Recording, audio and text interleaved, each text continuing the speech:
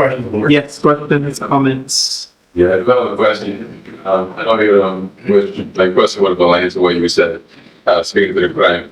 And this is specifically to the issue of the road traffic amendment related to TIN. We just wanted responses by government to this wave of crime. One of many, not many, but we just want to know your take on how that has been handled and the new regulations that have been put forth. Let me say to you that, this Congress continues to voice its concern about how it is treated as a social partner. And, many agents, but we haven't to put things for the right thing. You're posing a question to me about something that we have had no information directly shared with us, no consultation on, no discussions on. So we hear about these things from you, the media, for your reports. But there's nothing to guide us. So we can only give an opinion based on what our common sense tells us should happen. Now, I don't believe that the take on a vehicle should be excessive. That's a personal opinion. Because we want to ensure that the safety of our law enforcement, and we want to ensure the safety of the public in general. I myself can't see a vehicle that I can't see who's driving.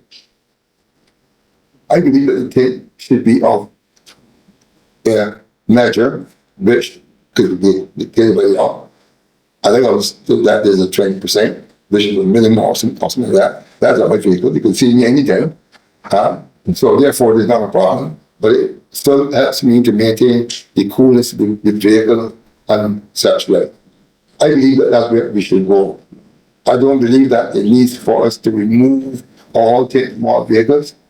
I believe for the purposes of security, where it comes to certain officials of state, that and police of course, that might be necessary.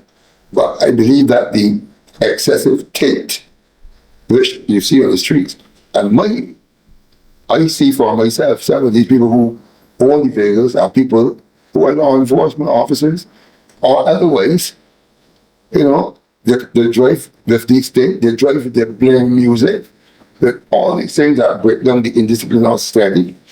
And we know that a vehicle with a radio or any loud music should not be heard no more than 20, 30 feet outside the vehicle or whatever, but you can hear these things coming from a distance, and they drive along the streets and nobody does anything about it. You see, we allow things to get out of hand and then try to play better.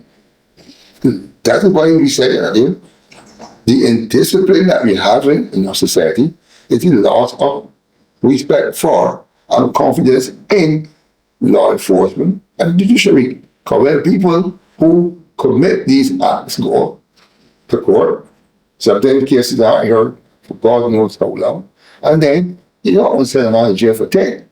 But certainly, if you put a $5,000 fine on him, he ain't gonna take that excessively anymore. But if you give him $50 fine, pay $50 and go on. We have to tighten up our system. I am not saying that you have to jail people. Jail people is not the solution. That's for hardened criminals. But we have to do what is necessary to restore order in the society. So whether the enforcement, as you asked our proposal, is to bring about a drastic reform, it must be done with a measure of common sense. Because if we try to resolve one problem and create another, we're back to square one.